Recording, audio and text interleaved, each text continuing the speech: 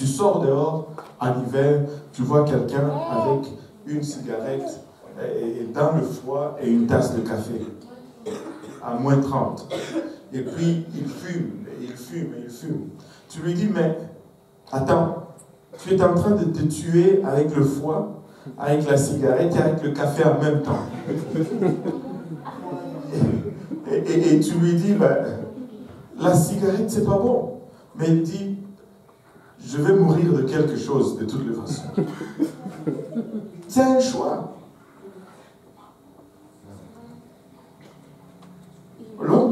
Le choix est là. Mais pourquoi ne pas tout simplement choisir ce qui est bien? Anyway, il m'a dit, ma grâce te suffit car ma puissance s'accomplit dans la faiblesse. C'est quand je suis faible que Dieu est grand. Des fois, Dieu va nous laisser certaines choses pour enlever l'orgueil de nous. Et il dit, je me glorifierai donc bien plus volontiers de mes faiblesses. Amen. Paul est arrivé à une place où l'orgueil était absent de lui. Il dit, quand je suis faible, je suis content. Ça, ce n'est pas la réaction normale que nous avons chaque jour. Quand nous sommes faibles, quand nous sommes impuissants, nous devenons frustrés. Mais Paul, il dit, non, ça me réjouit. Et vous savez qu'est-ce qui cause la frustration quand on est dans une position d'impuissance ou de faiblesse? C'est l'orgueil. Je n'arrive pas à les faire moi-même. Mais Dieu dit, non, c'est moi qui vais le faire. Afin que la puissance de Christ repose sur moi. Il dit, je veux que la puissance de Christ soit sur moi. Et il dit au verset 10, c'est pourquoi je me plais dans les faiblesses. Prendre plaisir dans ses faiblesses. Waouh! Dans les outrages. Waouh! Dans les calamités. Waouh! Dans les persécutions. Dans les détresses. Pas pour moi, mais pour Christ. Parce que des fois, tu rencontres certaines personnes, ils vont créer leur propre calamité. Ils vont créer leur propre détresse. Ils vont créer leur propre persécution. Mais ils vont se réjouir dans cela, disant que c'est Christ. Non. Ça, c'est toi-même qui les as fait. Mais quand tu es persécuté pour Christ, quand tu souffres la détresse pour Christ, tu peux te réjouir là-dedans, car quand tu es faible, c'est alors que tu seras fort. La grâce de Dieu va être encore davantage en action. Écoutez, les moments de faiblesse ne sont que des opportunités pour voir la gloire de Dieu encore davantage dans nos vies. Dans nos vies.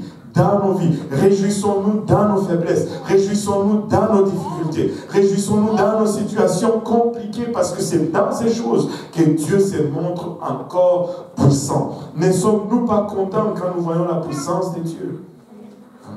Alléluia. Verset 3, Éphésiens 4, 3 nous dit, nous efforçons. Que tout le monde dise, nous efforçons. Je dois m'efforcer. Ce n'est pas quelque chose qui arrive tout seul, ce qui va suivre. Nous efforçons de conserver l'unité. Que tout le monde dise l'unité. L'unité de l'esprit par le lien de la paix. L'accomplissement de l'unité ne vient pas tout seul. Pour qu'il y ait unité parmi nous, il faut que nous nous forçons.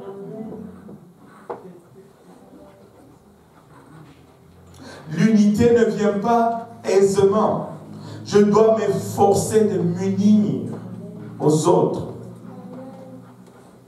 C'est-à-dire, je dois le faire expressément et je dois le faire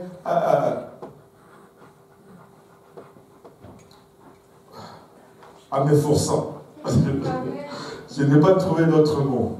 En me forçant. C'est-à-dire, ça ne va pas être dans l'aisance. C'est-à-dire, ça ne va pas être dans le confort. Je dois me forcer pour garder l'unité. Qui ont découvert que cela était vrai? Wow!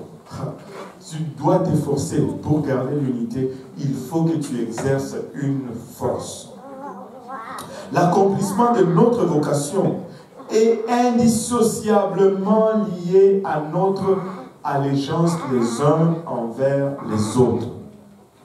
Si je vais accomplir mon appel, je dois me forcer à être uni au corps du Christ. Tu ne peux pas accomplir ton appel si tu es désuni du corps du Christ. C'est impossible. C'est pourquoi ceux qui disent « je reste à la maison », ça ne marche pas. Le corps du Christ reste le corps du Christ. Si la main se détache du corps, ben, elle ne fait plus partir du corps. Elle va pourrir. Elle va pourrir. Nous devons rester, nous devons nous forcer à rester unis. Qu'est-ce que cela veut dire? Des fois, ça va être contraire à ce que je veux, mais je dois quand même le faire. Des fois, ça va aller dans le sens contraire de ce que je voulais, mais je dois quand même le faire. Amen. Et l'unité coûte quelque chose. Et l'unité sera toujours un combat. Pour que tu restes uni, ça va te coûter. Et ça va être une lutte. Et regardez, il dit l'unité de l'esprit. L'unité est impossible en dehors de l'esprit.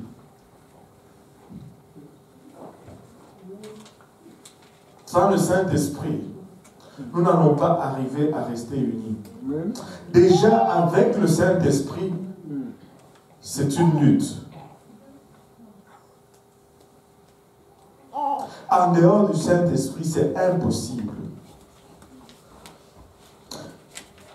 Alors c'est pourquoi tu dois arriver à une conclusion très, très, très importante.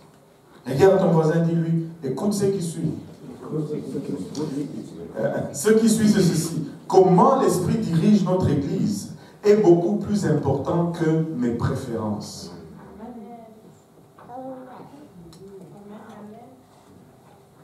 Parce que nous ne pouvons pas faire l'unité sans le Saint-Esprit. Et quand l'Esprit donne une direction à l'Église, peu importe ce que je préfère, c'est mieux la direction de l'Esprit. Amen. C'est-à-dire, des fois, je dois juste aller avec le flot ou le courant. Des fois, je dois juste suivre l'Esprit. Ce n'est pas ma préférence, mais c'est ce que l'Esprit veut et c'est comme ça que ça va être. Amen.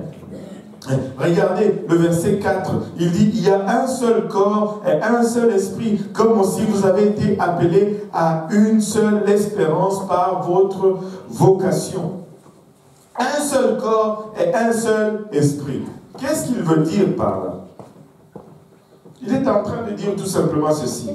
Entrer dans la présence de Dieu signifie aussi que nous devons entrer en présence les uns des autres.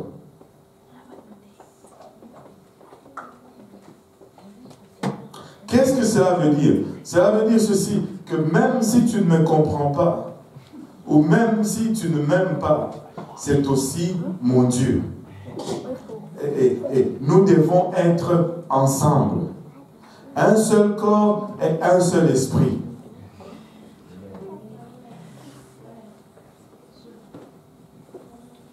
Alléluia.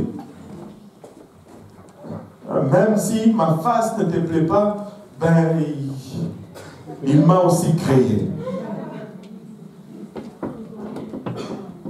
Même si ma façon de parler ne fait pas ton affaire, ben, il est aussi allé à la croix pour moi.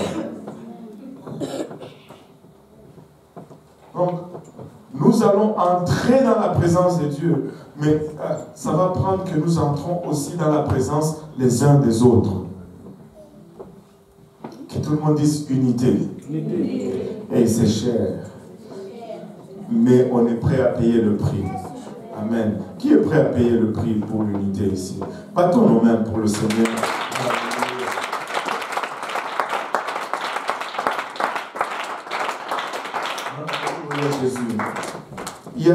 des fois, tu vas regarder Dieu utiliser quelqu'un, tu te dis, ah, mais comment est-ce que c'est possible? Parce que c'est son Dieu aussi. Amen.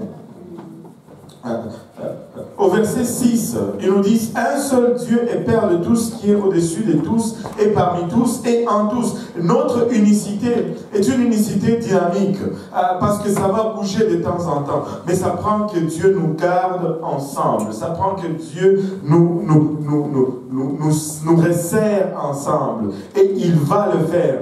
Regardez le verset 7. Mais à chacun de nous la grâce, que tout le monde dise la grâce. La grâce. La grâce a été donnée selon la mesure du don de Christ. Et la grâce ici signifie la bienveillance.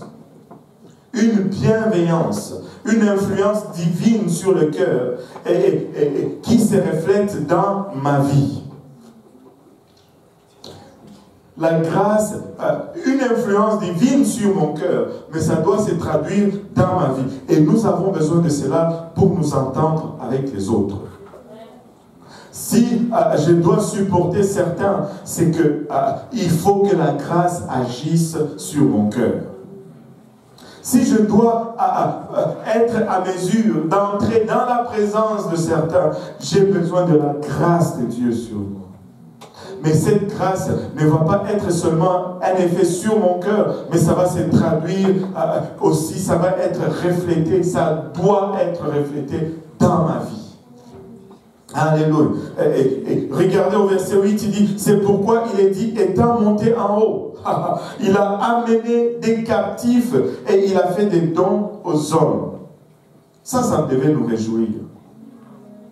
Parce que nous, les saints du Nouveau Testament, nous ne sommes pas captifs comme les saints de l'Ancien Testament.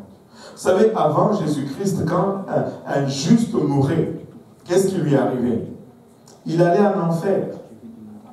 Un juste, il allait en enfer, mais il n'était pas tourmenté. Parce que là, on me regardait déjà, mais c'est quoi cette théologie? Il allait en enfer, il descendait en bas, mais il n'était pas tourmenté. Il était prisonnier du diable, mais ils avaient une chambre à part, où ils n'étaient pas tourmentés, mais ils étaient en attente. Parce que le salaire du péché, c'était la mort. Et le diable avait encore droit sur eux. Mais lorsque Christ est mort, il est allé en enfer. Vous savez, Christ est allé en enfer pour que nous ne puissions pas y aller.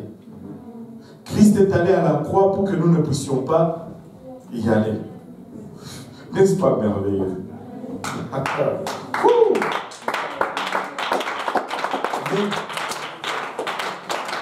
La Bible dit ceci, le verset que nous venons de lire, c'est pourquoi il est dit, étant monté en haut, il a amené des captifs. Quand Christ est mort, il est allé 3 jours dans le séjour de mort. Et il est allé prêcher, la Bible nous dit qu'il est allé prêcher à ses captifs. Il n'est pas allé leur prêcher, répentez-vous, parce qu'ils étaient déjà justes. Il est allé leur prêcher ceci, faites vos bagages, j'ai vaincu et nous sortons d'ici.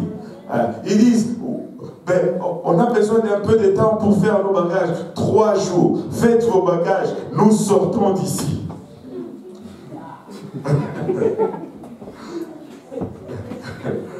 Ça, c'est juste... pour vous réveiller.